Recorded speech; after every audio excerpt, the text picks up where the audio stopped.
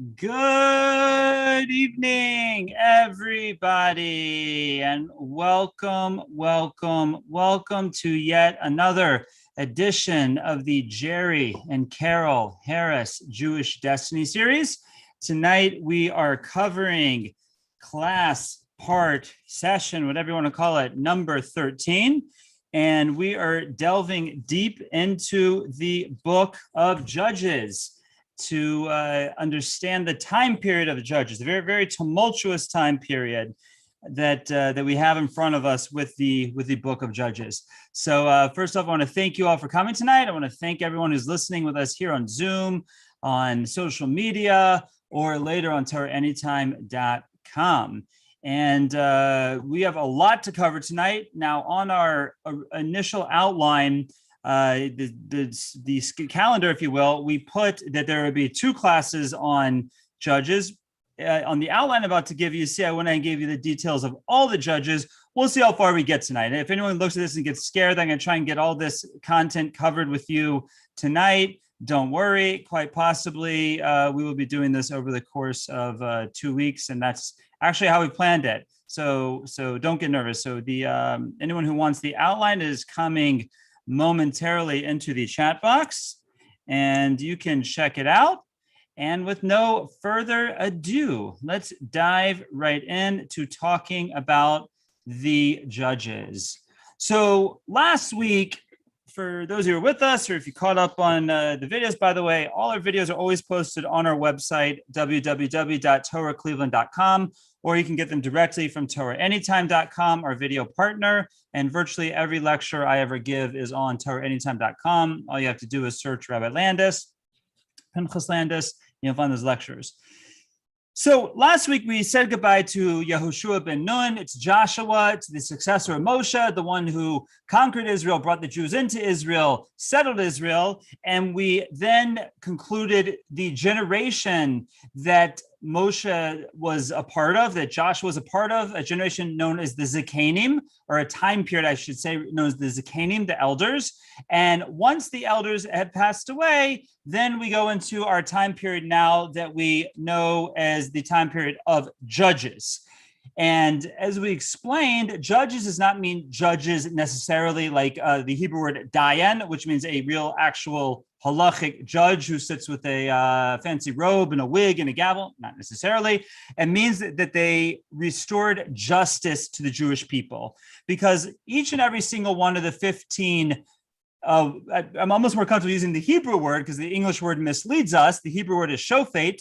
So each and every single one of these 15 shoftim were not, like I said, necessarily judges. They were not necessarily appointed by anyone. Some were, some weren't.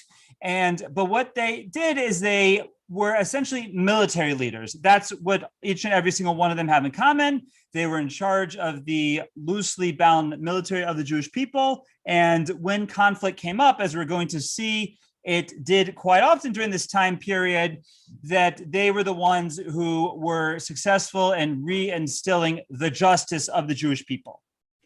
Now, we see a trend happen very often, really every step of the way throughout the book of Shoftim, throughout the book of Judges.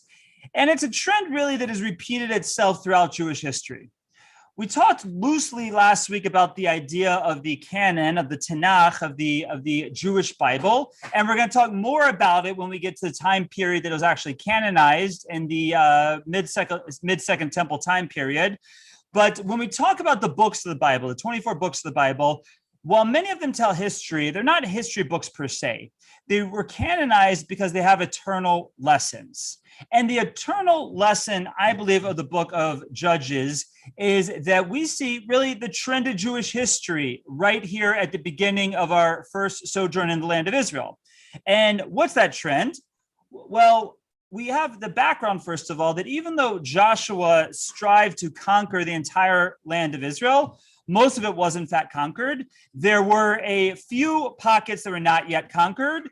And most notably, the Gaza Strip was still what we today call the Gaza Strip, was still in control of the Philistines, not the Palestinians, the Philistines. We covered that before, right? The Palestinians borrowed the name after it was given to the land by the Romans, and but they're no way connected to the modern day Palestinians. So we had the Philistines in what we now call the Gaza Strip. But really, and the other place where we still had a strong Canaanite presence was in Jerusalem. Jerusalem was yet to be conquered by the Jews. We're going to see that Jerusalem is not fully conquered until King David comes along, when he will conquer it from the Jebusite, one of the Canaanite nations. So, but even if we don't take those two into account, we have another scenario that we really have to look at. And I'm going to bring up here this map of the really the world at that time, the Israel and the surrounding countries at that time, and you see here this is a complicated map because if you look around at these names surrounding Israel at the time, these are all the names of nations that we're going to see that we have conflict with, that we end up having wars with, and we had wars and conflict with them already in the time period of the Torah, and we're going to have many more wars with them through the time period of the Judges into the time period of the First Temple. So just the simple understanding of this map that you're looking at, and I will afterwards put it in the chat box for anyone who wants to hold on to it. But you have right now, this is showing the split kingdom, which we haven't gotten to yet. But this is basically right here, is biblical Israel, right? It stretches into modern day Jordan a little bit, and definitely into, up here into modern day Syria and Lebanon. You notice it doesn't go much south to what we now call the Negev, right? Israel, at least during the First Temple, is cut off right here, really at Beersheba, just south of Jerusalem, and that is as far south as it goes. So we see, like I said, we have the Philistines over here in Gaza, right, over here in the Gaza Strip. And then we have all these nations that war with the Jewish people. We have Assyria, we have Aram, we have Ammon, we have Moab, we have Edom, which is also Esav, which is, sorry, not only Esav, it is Amalek.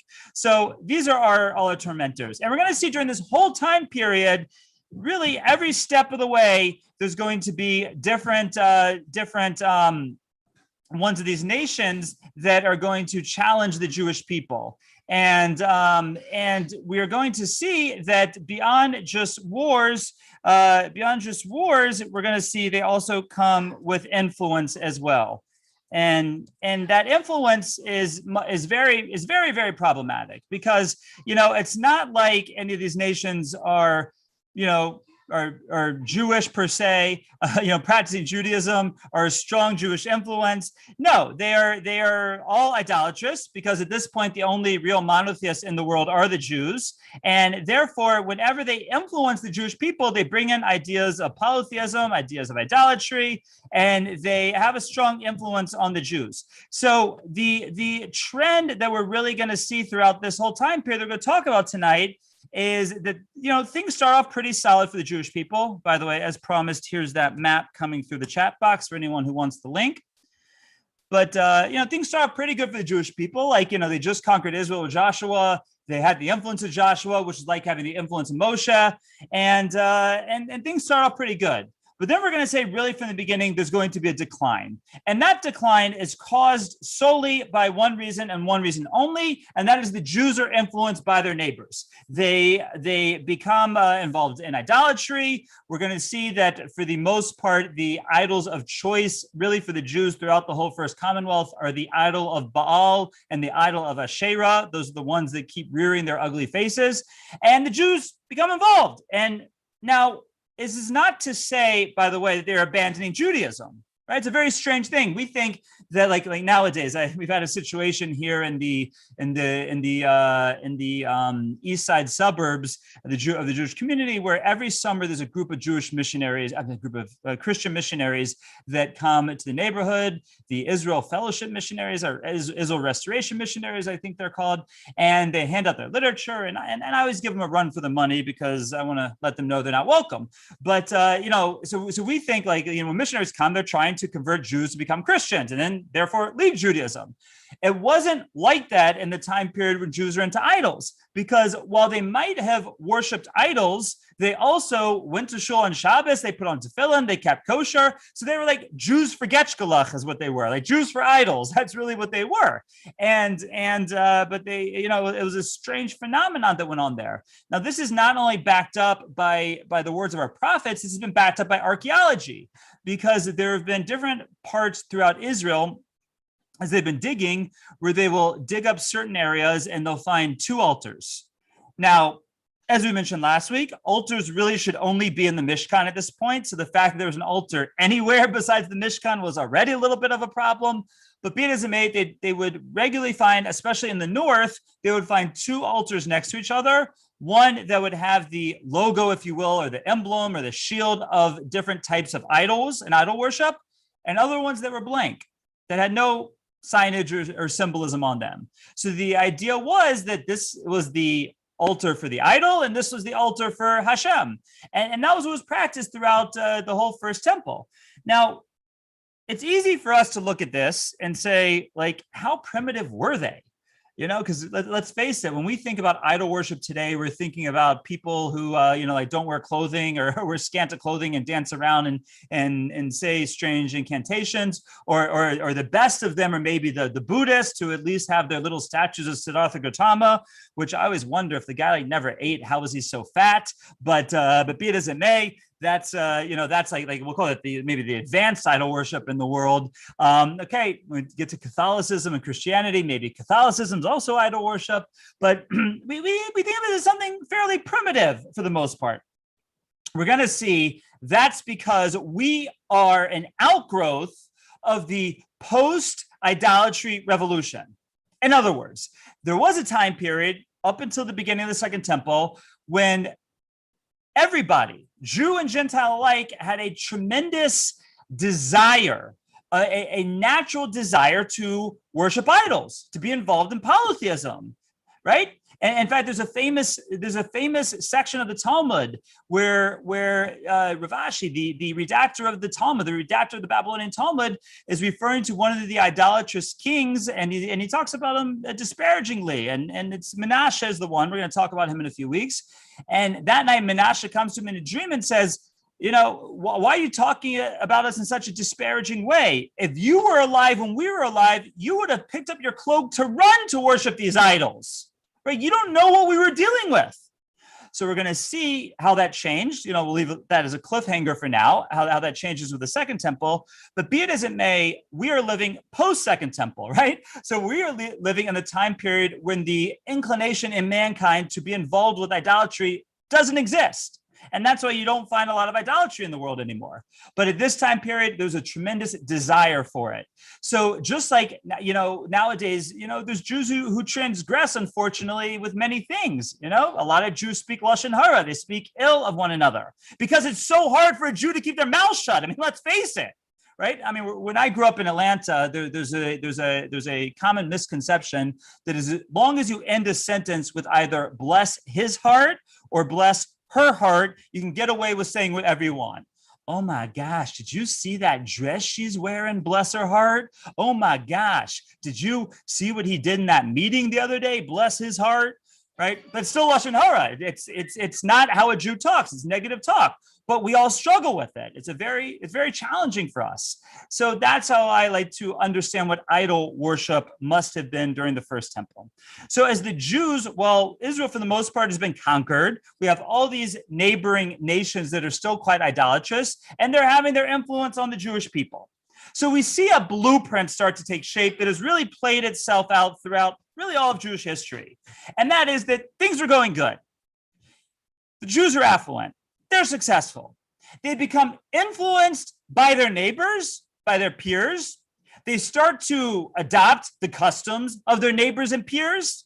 And all of a sudden, things start to decline and things get bad. And all of a sudden, the Jews realize that we messed up. They cry out to Hashem, they daven, and we see there's some sort of revolution. The tormenting people are put aside, and the Jews have another chance. Now, we said this already, was a blueprint for the Jews in Egypt. We're going to see it is what happens every step of the way in the book of Judges. And unfortunately, like we as Jews, for being a pretty smart nation as we are, we're pretty dumb in learning from history. Because this, what I just laid out for you, is going to replay itself over and over and over and over again throughout Jewish history. And, there's a line that you'll hear from me often as we begin these sessions. And that is that if we survive this time period in Jewish history, we can survive anything. But I'm going to repeat that a lot because we're going to talk about a very tumultuous time here tonight. Yet, unfortunately, we don't collectively learn the lessons of Jewish history, the lessons of the fact that we are a Am HaNivchar, we are the chosen nation, the fact that we are as one of Bilam's curses turned blessings said in last week's Parsha, or 2 weeks ago Parsha, we are a Am Levado Yishkom, we're a nation that dwells alone. And that's what we have to remember, because while, of course, we have to interact with the world around us, business, school, whatever it is, we have to remember that the influence of the world around us, when it's negative, and unfortunately sometimes it is, cannot take away from what we're trying to do as a Jewish people, and that is truly better the world, truly make the world a better place. Okay, that's the introduction, if you will, so we can understand what we're going to jump into with the Shoftim. So the first Shofet, the first quote-unquote judge, was Asniel ben Kenaz.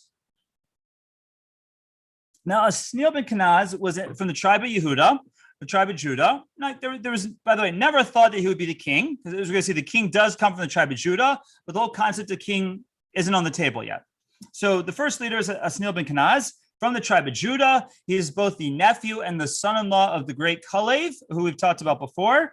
And he was known as a great Torah scholar. In fact, our sages tell us that after the 30-day mourning period for Moshe, that the Torah study, the study of the law that Moshe had taught, had become so weak amongst the people that the people had collectively forgot 1,700 halachos, 1,700 intricacies of Jewish law. And Asniel ben Kenaz took the responsibility of teaching the nation all of these 1,700 intricacies of Jewish law that they had forgotten. And the new flavor of the month, or at least the tormentor of Asniel ben Kenaz, the Jewish people at the time when he was the Shofet, was somebody named Kushon Rishasayim, who was a Phoenician ruler. By the way, we're going to see a lot of times the different nations team up against the Jewish people.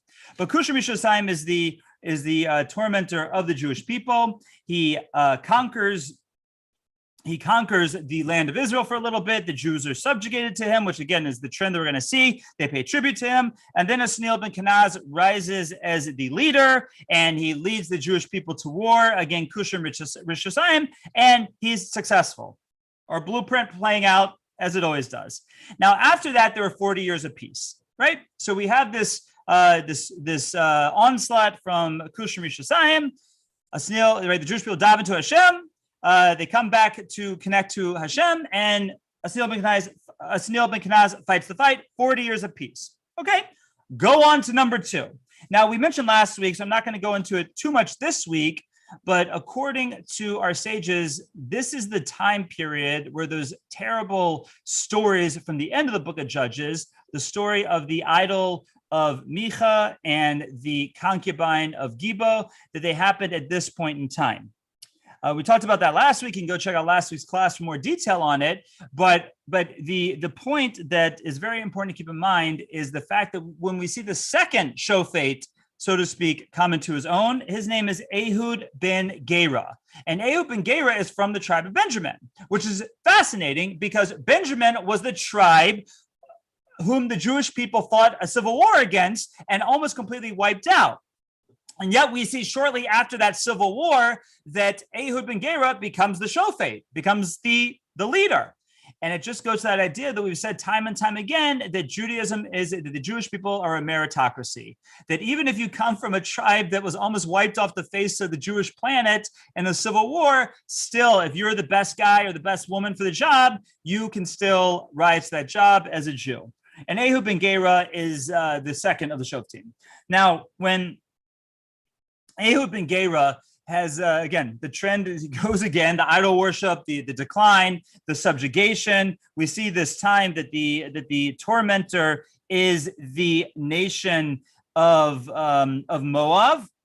By the way, when we're talking about the nation of Moab, we're not talking about Moab, Utah. There is a Moab, Utah. Never been there. Never been to Utah. But we're talking about the Moabites, who, if you go back to the map, this in modern day, I believe it's like the southeast part, modern of what we would call modern day Jordan or Saudi Arabia, sorry, the southeast part of Israel, which would be the southwest part of their country, northwest part of the country, whatever it is. That's where the Moabites are. So the Moabites fighting together with the nation of Ammon and the nation of Amalek, of Edom, once again challenge the Jewish people, subjugate the Jewish people for 18 years. By the way, subjugation in antiquity, usually for the most part, meant that you had to pay tribute to the subjugating king, and that tribute was usually crippling. Now, through that tribute, we're going to see that Ehud ben Gera brings the salvation of the Jewish people. Now, Ehud ben Gera has a wonderful strategy on how he's going to avenge the Jewish people, and that is that he goes with the entourage to bring the tribute to the king of Moab. The king of Moab was someone named Eglon. And we are told that Eglon was a very large man. That's one detail we are given about him. And we are given a detail about Ehud, that Ehud had a crippled right hand, which meant he was a lefty, right? If your right hand's crippled, that means de facto you're a lefty. So Ehud, when he would battle, he would use a two-sided sword, and he would only have one hand to use that with. So he didn't have a hand to hold a shield. He would have a two-sided sword, and that's what he would fight with. Now, the conventional wisdom was when you had a soldier come in that if he was going to fight you, he was going to fight you using his right hand, and therefore his sword or weapon would naturally be kept on his left side, which is true until today, right? I think so. Maybe if anyone knows, maybe police are different. Maybe they keep on the same side. I don't know. But at least with swords, so you can get it out of the sheath, you got to keep on the other side, right? So here, Ehud ben Gera goes with the entourage to bring the tribute to the big, fat King Eglon of Moab, and he hides his sword on his right side because he was left-handed. He would have to get the sword out of his right side to be able to perpetrate what he was going to perpetrate. After the tribute is delivered to Eglon, after the whole entourage is left, Ehud ben Gera makes an announcement and says, I have a secret for the king. So it's a secret. Everyone out. I got to hear the secret. And Ehud says, this secret is from Hashem, the God of Israel. And Eglon, the king, stands up in honor of hearing this message from Hashem, the God of Israel. We're going to see that he gets rewarded for that. But Ehud ben Gera nonetheless takes the opportunity to be able to put an end to the foe of the Jewish people, has been subjugating the Jewish people. He pulls out his sword with his left hand from the right side, sticks it into Eglon. The fat of Eglon comes down over the sword, the prophet tells us, and Eglon falls into his chair. Now, part of why we're given all this detail about it, he hides the sword on the right side, and he was crippled with his right hand, so he had to use his left hand, was, like I said, most soldiers, if they're watching for defense, you're watching the right side, right? It's like they would, look at my hand, look at my hand, look at my hand, boom, right? So that's exactly what Ehud ben Gera does over here, right? Eglon might have been watching his right hand, which was crippled, and while he's watching the right hand, he takes out his sword with the left hand, stabs it all the way into him, and then he goes outside, locks the door, and starts to run. And the servants of Eglon, of the king, went to go back in to take care of the king, and they saw the door was locked. They figured he must be going to the bathroom, something like that. So they give him a few moments. Finally, they go in and realize that he is sitting there dead. And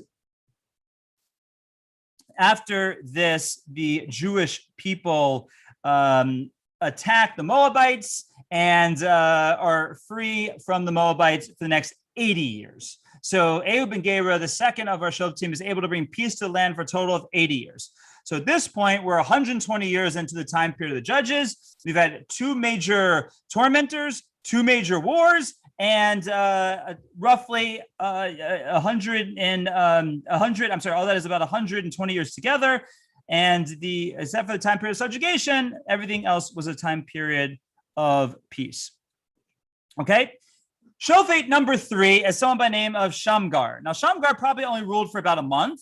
We're not told much about him at all. According to what we understand, he probably took over while Ehud was still alive. If his rule was for 80 years, he was not a young man when he passed away. And Shamgar comes in to assist him in his old age and seemingly dies around the same time as Ehud ben Gera.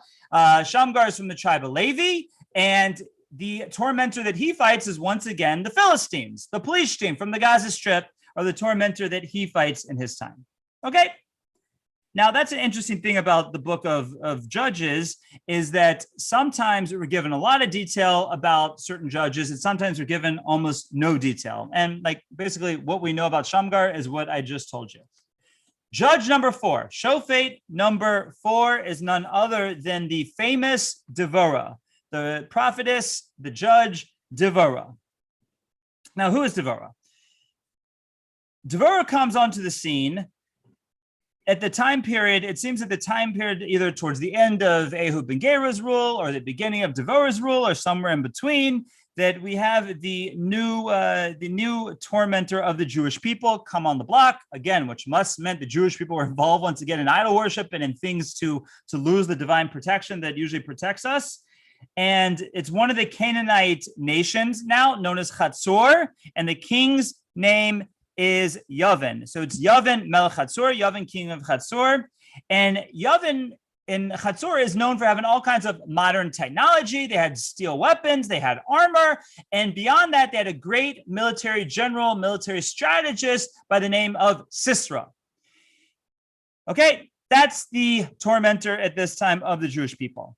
Devorah, though, is the right man for the job. Going back to that same idea we've said before, that Judaism is a meritocracy, at this point, the right man for the job is a woman named Devorah, and we're going to see that the salvation at this point actually comes through 2 different women. And as things are getting rough with Sisera and with Yavin, Devorah realizes she has to do something. So she implores her husband,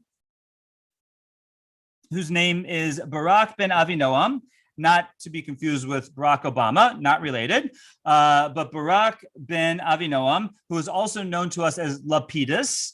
And she implores her husband to put together an army and to take on Sisera to defend and avenge the Jewish people. Now, Barak says, okay, that's fine. I don't mind putting this army together, but you need to come with us. You're the leader. I'm not the leader. I can put an army together, but you're our leader. To which Devorah says, that's fine. I'm going to come with you. But, now the whole thing, the whole campaign, the whole success that will come for it, it's going to be mine, not yours, right? It's going to be remembered by my name. It's going to be Devorah's war. It's going to be Devorah's success, not yours. Fine. So Barak ben Avinoam goes and gathers together his landsmen, his fellow tribesmen from the tribe of Naphtali. He actually tries to muster the whole Jewish people together. He's only able to get 10,000 men from the tribe of Naphtali, and they go to wage war against the great and mighty army of Chatzor and the general of Sisera. Now, there's one tremendous occupational hazard that comes with success, and that is hubris. That quite often when you have a entity that is successful, be it a business, be it a sports team, be it a military army, they'll have so many successful wins, they'll have so many campaigns of success that that'll lead them to hubris and a sense of invincibility. And again, we've seen this time and time again throughout history, Jewish history, general history, that you get this sense of invincibility that leads to a tremendous hubris. And there is one general rule in the world, and that is once you hit a stage of hubris, that is the beginning of your decline. Right? There's a great book by one of my favorite authors, Jim Collins, called How the Mighty Fall, and he paints the trajectory of great businesses that end up falling into oblivion. Circuit City's one. We can probably name a bunch of them if we think about it. But Kmart, whatever. I'm blanking on some of the examples, but many great Chrysler, right? Many great businesses that were the top of the top. Xerox, that were the top of the top for years and ended up hitting a point of hubris. a sense of invincibility, and that was the beginning of their decline. So that's what really happens with Sisera, which is probably why Devorah decided it was time to attack. She most likely sensed that his hubris was starting to kick in, and therefore they could finally get the upper hand on the army of Sisera. So what do? They go to the mountain of Tabor in the north of Israel, near Tiberia, near Tiberias, and they are able to get the higher ground. They're able to get to the top of the mountain, encouraging Sisera to fight, so to speak, an uphill battle. Right? If you ever wonder where the term uphill battle comes from, that's where it comes from. So anyone who's ever involved in military or studied military history, you know that fighting an uphill battle is just an accident waiting to happen. But again, this was the mighty Sisera. He had all his modern military technology. He had all of his armor. They had all their battle machines. They had all this wonderful stuff. The only problem is, if you use all that stuff fighting an uphill battle, it comes to work against you. Because if you're wearing 30 pounds of armor and you're running uphill in your charge, by the time you get anywhere near the top of that hill, you're going to be exhausted. And that was exactly the case with the army of Hatzor. And therefore, Barak's army is able to rout the Canaanites, is able to rout the army of Sisera, and totally wipe out the army with only 10,000 soldiers from the tribe of Naphtali. Now, there was only one problem, and that is they did not get Sisera. And the Jews knew, Devorah and Barak both knew that as long as Sisera was alive, the Jewish people were in trouble. Right? We often talk about, and there's a lot of debate, and when we get to, many, many moons from now, when we get to talking about the modern state of Israel, the concept of the Israeli government and the Israeli army, and it's very much the government, by the way, don't just think it's the army, because the prime minister has to sign off on each one, but the concept of targeted assassination, of rise and kill first, does it work? Does it not work? We'll talk about it later. Great debate that could be had around the subject. But be it as it may, part of the concept is that as long as the leadership is alive, the people are never safe, because that leader, in the case of Sisera here, can always regroup, put another army together, and once again attack the Jewish people with probably more force than he did in all previous campaigns. So the Jews knew that as long as Sisera was alive, they had a problem. Here's what happens to Sisera. As Sisera is fleeing from Tabor, seemingly trying to get somewhere to regroup, he passes the house of somebody named Hever Hakeni. Now, Hever Hakeni was a descendant of Jethro from the nation, the tribe of Midian, and he lived separate from the rest of the country, and interestingly enough, had certain alliances both with the Jewish people and with Hatzor.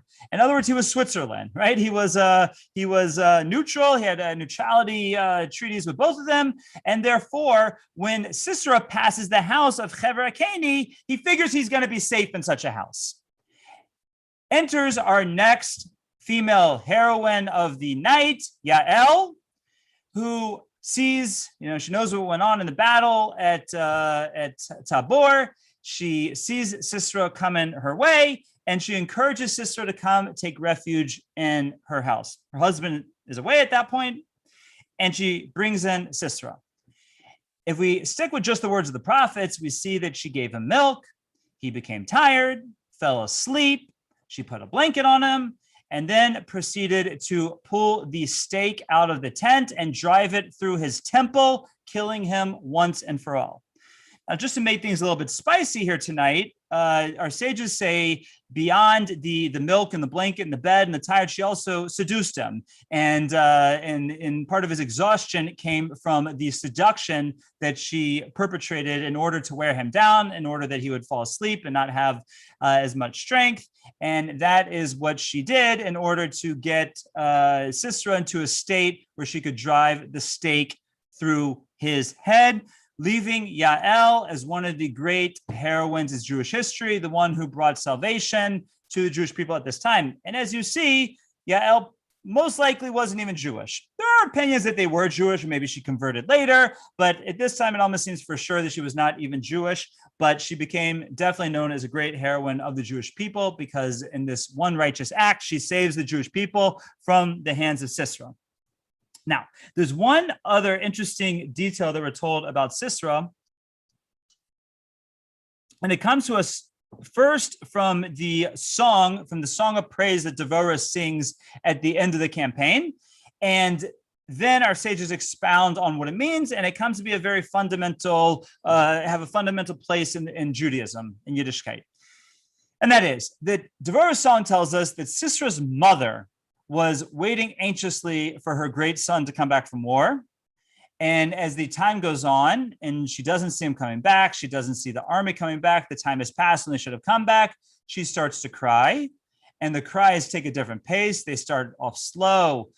She cries and moans and weeps. And then as the time goes on, she goes a little bit faster. She cries. Sound a little familiar? If somebody was calling out the notes of her crying, they could say, Tekiah, Trua, Shvarim, or Shvarim, Trua, Tekiah, because our sages tell us that the concept of how we blow the shofar is understood, is extrapolated from the cries of Sisera's mother. And our sages tell us that she cried a total of 100 wails, some long, like a tekiah, some in 3 steps, like a shvarim, and some in 9 short steps, like a trua. And it's these 100 wails that she belted out at this time that give us the formation for the 100 shofar blasts that we blow on Rosh Hashanah. Okay, this is a story that's told over to children and adults alike from generations. The Talmud says it, but begs the question, like, what does this mother of one of the great tormentors of Jewish history have to do with Rosh Hashanah and blowing the shofar? I mean, it's like if I would tell you, we have this great custom on one of the holiest days of the Jewish year where we imitate the actions of Osama bin Laden's mother, right? Of Hitler's mother.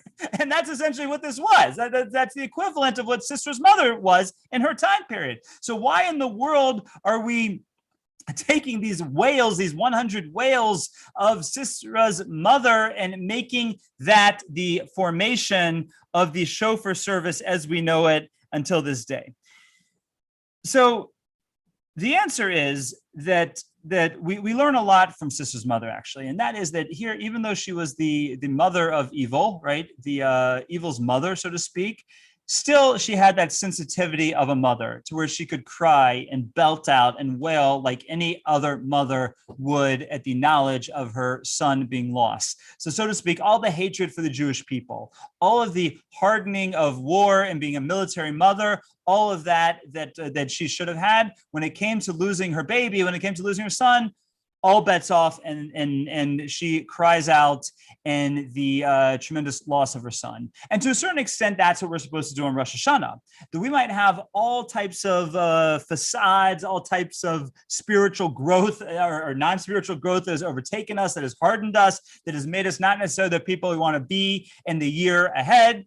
So when we come to shake off all of that, to break through, to be the people who we want to be, we do it through those 100 blasts to show that the real us is on the inside, and that's what we want to come out in the coming year. So we learned that out from none other than Sisera's mother. Okay, I'm going to pause quickly. I think there was one question in the chat, and if anyone else has any questions, let me know. So, well, never heard that before. They were the same person. Okay, yeah, same person. Okay, any other questions at this point? Anyone jotting them down? Anyone put them in the chat box? You can unmute yourself. Okay, so with no further ado, just hang on to your questions if you have them, put them in the chat box so I'll see them or that you don't forget them, and we will go on with our discussion of the judges.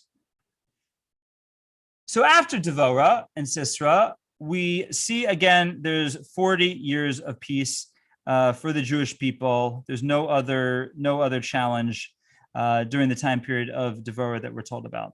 But again, with success, with affluence, with comfort, with peace comes prosperity. With prosperity comes interaction with neighbors. With interaction with neighbors, unfortunately, comes taking on their customs. And in this time period, it means idol worship and declining and descending away from their connection to the Almighty. And that's exactly what we see happen once again towards the end of Devorah, after Devorah. And we now need our next shofet to come in, none other than Gidon. Gidon is number 5, or Gideon is number 5. And at this point, the tormentor of the Jews is the nation of Midian, modern day Saudi Arabia, so southeast of Israel. They're now the ones who subjugate the Jewish people at the time period of Gidon. And again, the problem is the Jewish people have become involved with the Baal, with the Asherah tree, with all the idols. And Gidon is known to be a great warrior, is known that he's the right man for the job because, as we mentioned, all of the Shoftim kind of rise to their position through different ways. Gidon is actually appointed by an angel. It's the angel Gabriel, who comes and tells Gidon that he has to avenge the Jewish people. He says he doesn't want to do it. The angel says you have to, a whole back and forth. And finally, Gidon agrees that he will take on the role of saving the Jewish people. But he says, before I can save them physically, I must save them spiritually. I have to get rid of the idols. So the very first engagement of Gideon is against none other than the idols of Baal and Asherah, and he goes in his area to where the main altar to the idol of Baal is located, and the Asherah tree that was worshipped is planted, and he destroys the altar to the Baal. He cuts down the Asherah tree, and he replaces the altar with an altar to Hashem, a Jewish altar. And that, according to our sages, happens on Pesach, on the 15th day of the month of Nisan. Now, when everyone wakes up in the morning, he does this at night because he doesn't want to be discovered. When everyone wakes up in the morning, they see that Gidon, they see that the altar has been destroyed, and there's this altar to Hashem in its place, and their Asherah tree is gone. They say, who did this? And the rumor starts to circulate that it was none other than Gidon. So they go to Gidon's father and they say, give us your son, and because we have to deal with him because he got rid of our altar and our tree. To which Gidon's father, defending his son, says, well, one second. You're worried because my son broke the altar to Baal and cut down the idol Asherah tree? Well, why don't you just talk to the idols? Right? If your idols are really so powerful, talk to Baal, talk to Asherah, and get them to take care of my son. What do you need me for? Right? You're such frum idol worshippers. Talk to your idols. Great theological, it's like a great philosophical / theological argument that actually worked. The people basically left Gidon alone, realizing that something beyond their control was happening over here. And slowly but surely, Gidon rises to lead the Jewish people. Gidon starts to put his army together, and he sends the call out, sends all the draft tickets out, starts to muster soldiers together, and a total of 22,000 men come to try out for Gidon's army. Now, what was the tryout for Gidon's army? No, it was not a psychological test. No, it was not a medical exam. No, it was not basic training. None of that. It was very simple. Gidon told them, go get a drink of water from the stream. And all of the potential soldiers that bowed down to get the water were let go, right? They were excluded from the army.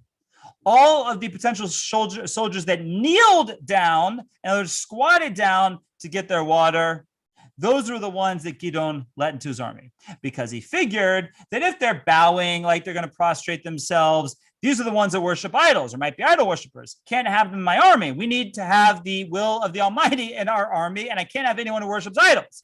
But if somebody would squat down in order to get their water, then it's safe to say they're not an idol worshiper.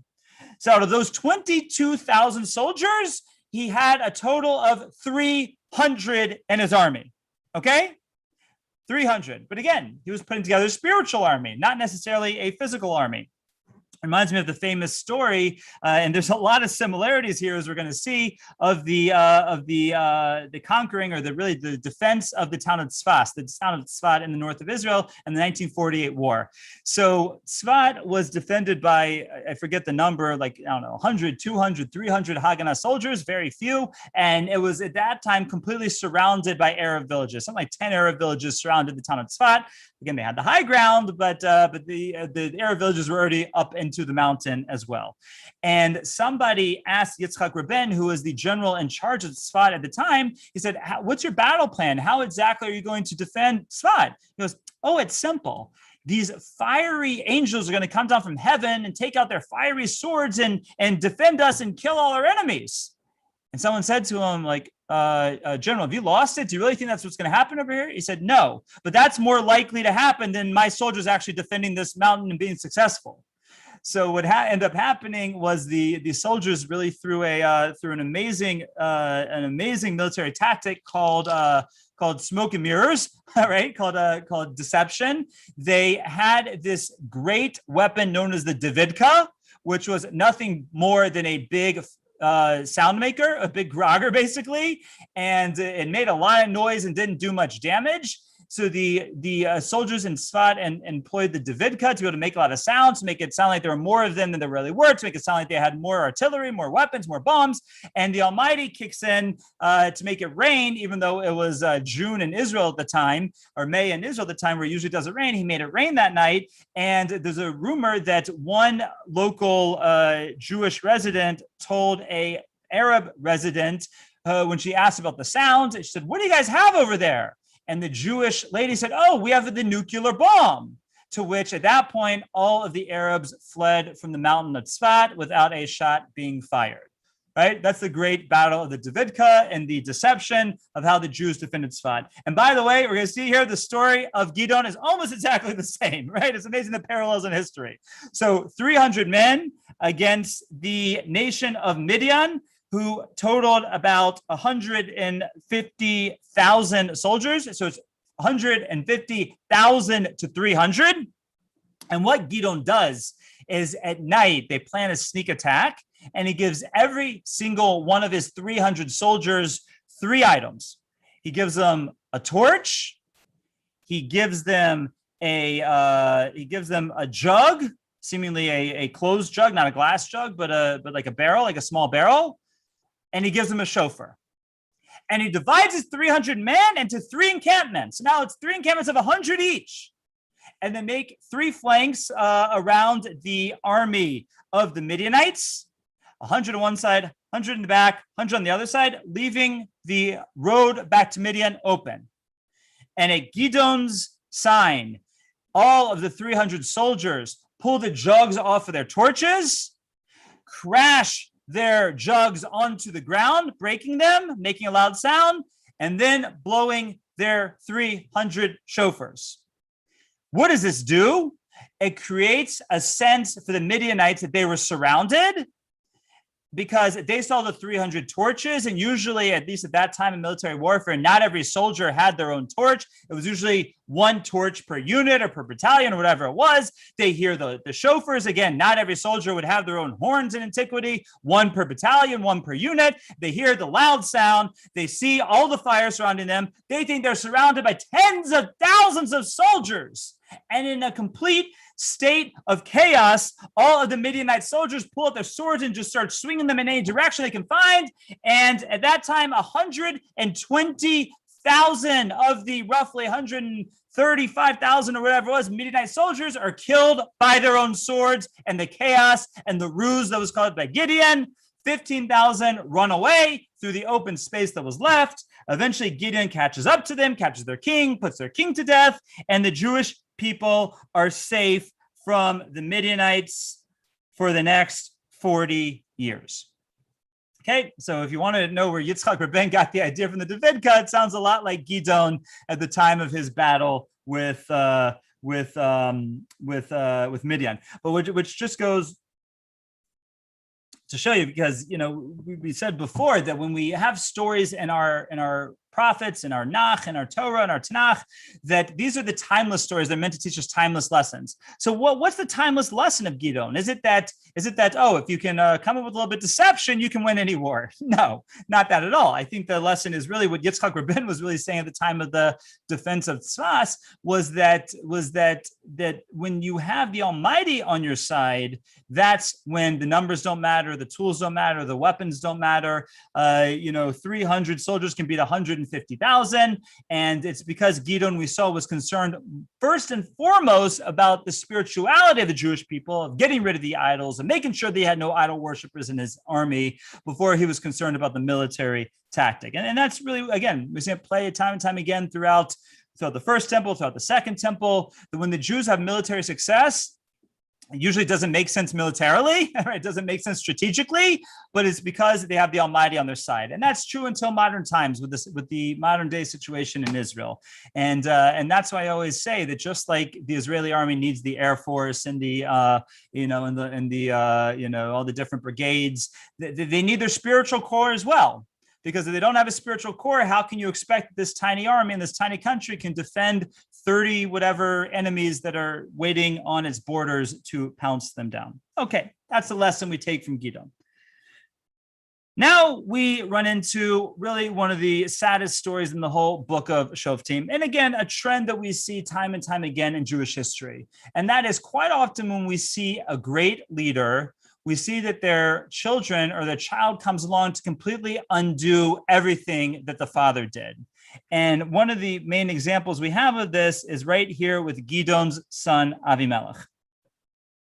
So Avimelech made the mistake to think that somehow, since his father was such a successful ruler, such a successful leader, everyone loved him, that it was going to turn the situation into an aristocratic, into a dynastic situation, and that the mantle of leadership after Gidon's death would pass on to one of the sons.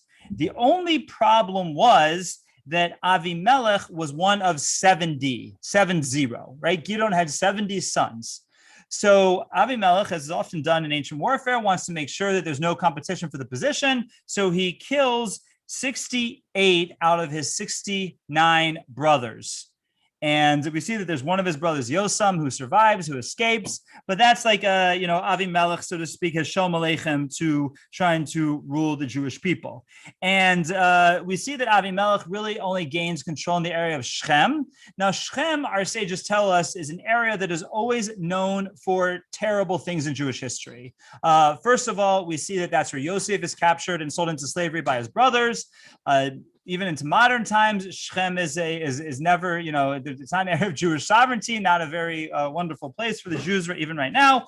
So Shechem is never a good place for the Jews. But that's where Avimelech seems to gain control. And we see that the whole time he's in control there, he has battle after fight, both with Jews and neighbors, and it's off and on and off and on. And it's just 3 years of rule, but 3 years of tremendous torment for the Jewish people. So at one point, he attacks a Jewish city by the name of Tevetz. And when he is attacking the city, there is a lady who is up in a tower, and she takes a millstone, which is a big rock used to grind wheat, I assume, and she throws it off the tower, and luckily hits Avimelech square on the head, cracks his skull open, he falls down, and at that time he says to his squire, whatever it is that's with him, he says, "Please take out my sword and kill me, so they won't say that I was killed by a woman."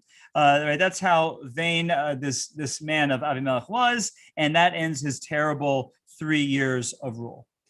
Now, after Avimelech, we have Shofet number 7, Shofet number 8. Shofet number 7 is Tola ben Pua, who we're told almost nothing about, except that he rules for 23 years.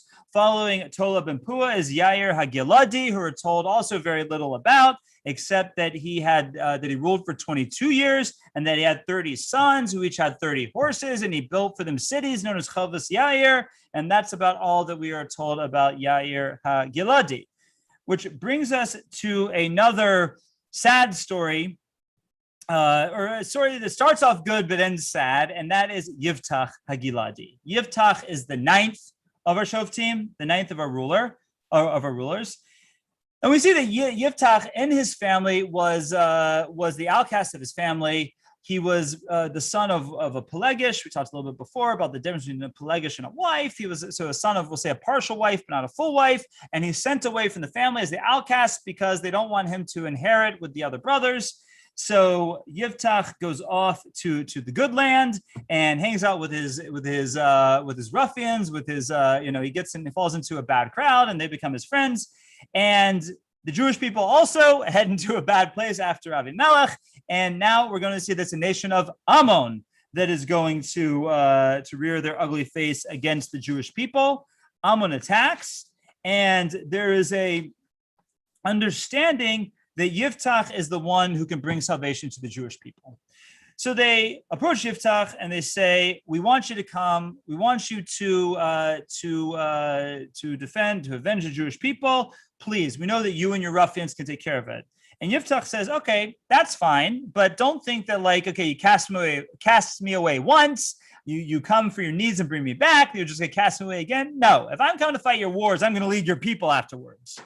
And therefore they make an agreement. Yiftach goes back, and Yiftach we see has like a simplistic relationship with the Almighty. We see that he's always making deals with the Almighty, and he makes a very ill-fated deal when he finally takes on the nation of Ammon. And the ill-fated deal is that he says, if in the concluding battle of the war, if he is successful, that upon returning from the war, he will give a sacrifice to the Almighty with the first thing that comes out of his house. Now, what did Yiftach think was going to be the first thing that came out of his house? He thought it was going to be a goat, a donkey, right? Donkeys aren't kosher, so you can't bring them for an offering, but I don't know, cow, a turtle dove, I don't know, some animal. But lo and behold, he comes back from the battle and he is successful. And the first thing that comes out of his house is his daughter. Now, Yiftach, in his simplicity, thinks that now he has to sacrifice his daughter. Now, our sages tell us something very interesting at this point. Okay? At this point, Yiftach is the military leader, the shofet, the judge, whatever you want to call him. And the spiritual leader at this time is still none other than Pinchas, right? My namesake. Pinchas, as we said, was the Kohen Gadol, the high priest who takes over after his father Elazar ben Aaron passes away. And Pinchas is one of the people that, even though the lifespan of humankind has been shortened to 120 years already at this point, there's certain exceptional people who we see lived exceptionally long lives. And Pinchas was one of them. And there's a concept that when somebody makes a neder, makes a vow, that vow takes on the status of being like a positive commandment in the Torah. And that's why if you ever heard make sure it works. In the talk, they'll say a phrase, bli neder, taking a vow. That's why before Rosh Hashanah, we have the Hataras Nedarim, the nomen of the vows, and before Yom Kippur, we have Kol Nidre, another nomen of the vows, because vows are very serious to the Jewish people, because a vow, when someone takes a vow, it is raised to the status of putting on tefillin, lighting Shabbos candles, learning Torah, giving tzedakah, etc., shaking a lulav, eating matzah, whatever positive commandment in the Torah you can think of, that's what that vow becomes. So it's very serious. But there's a process to annul vows, and that's what we do before Rosh Hashanah, before Yom Kippur. And the process is like this, and really you can do it any day of the week. And what you have to do, though, in general, is you have to go to a Talmid Chacham. You have to go to a Torah scholar who is well-versed in the law. And that Torah scholar should look for one or two avenues to annul the vow. Either what's called a Pesach, which means a halachic door or a halachic problem with the vow that was made, or charata. They have to look that the person has tremendous regret that they made the vow, and with either this Pesach, the out we'll call it, or this feeling bad, the charata, the sage, the scholar can annul the vow of the person who took the vow. Now, Pinchas is the spiritual leader of the Jewish people. Yiftach is the provincial leader of the Jewish people. Everybody knows Yiftach is in this bind, that he makes this vow. Whoever comes out of his house is going to sacrifice, and it is his daughter who comes out of the house. Everyone knows about the bind of Yiftach and what's going to happen. Now, it's simple. In Jewish law, we don't sacrifice humans, right? We don't do that. That's not our religion. That's what the idol worshipers do. So as far as having a Pesach, a halachic route to get out of the vow, it was simple. The only problem was Yiftach had to swallow his pride and go to Pinchas to get Pinchas's advice. But what does Yiftach say? Yiftach says, I'm the shofet. I fought the war. I'm the leader. He knows I'm in trouble. Let him come to me. Pinchas, knowing full well what Yiftach is going through, says the same thing. I'm the Kohen Gadol. I'm the high priest. He made the stupid vow. He got himself into the hot water. Let him come to me. And our sages tell us that between the egos of these two men, the girl died. Now, according to her sages, she might not have actually been offered as a sacrifice. It might have been that she was just never allowed to marry, that he never married her off. Whatever it is, it's looked at as a terrible situation all around. The ego of Yiftach gets in the way of Pinchas. The ego of Pinchas gets in the way of Yiftach. The girl is, so to speak, either physically or on some spiritual level, the sacrifice of the two. And our sages tell us that from the ego of these two men, the girl died. And both men are punished for it. We see that Pinchas at this point loses the role of being the Kohen Gadol, being the high priest of the Jewish people. And Yiftach gets some kind of disease, I guess similar to gangrene or whatever it is, where his limbs start falling off all over the place until he just dies from lack of limbs. And that's why our sages tell us that Yiftach is buried all over the land of Israel, because, you know, he'd be walking over there and one finger would fall off. He'd be walking over there, another finger would fall off. And that's the punishment that Yiftach has for this terrible situation, for the ego that he had that kept him from saving his daughter.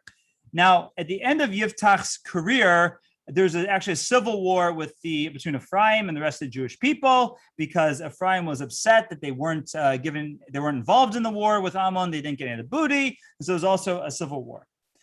Okay, here's where we're going to conclude for this week. We have numbers 10 through 15 as far as the judges left to cover next week, and three of them are really, four of them are very significant ones. One is going to be Ibsan, who's also known to us as Boaz. So that'll be the story of Ruth. One is the great Shimshon, the strong Shimshon. And then we're going to have the great Elia Cohen and none other than Shmuel Hanavi, the prophet Samuel, to wrap up the time period of the judges. We will cover their story next week. I look forward to it. And we will definitely wrap up with whatever questions are in the chat box. You can unmute yourself and ask your questions. For those of you who aren't going to stay around for the questions, I thank you for coming. I thank you for listening. And I look forward to seeing you next week. Okay, on to the questions we have here. Are there different opinions as to whether Devorah was a judge? Yes, as a matter of fact, there are different opinions as to if she actually judged or if she was just, like we said, she rose to reinstill the justice of the Jewish people. Why did they choose Yiftach? Because he was known as a great warrior, and he had a group of ruffians, a group of hoodlums that they felt could really lead their army and bring their salvation. So that's why Yiftach was chosen. Thank you, Deanne. I appreciate it. And any other questions before we wrap it up here tonight? Okay, so feel free to reach out to me during the week, 513-252-7267, or on email, rabbi@torahcleveland.com, social media, whatever you like. And I look forward to continuing the story of the Shoftim with you all next week. Everybody have a beautiful week.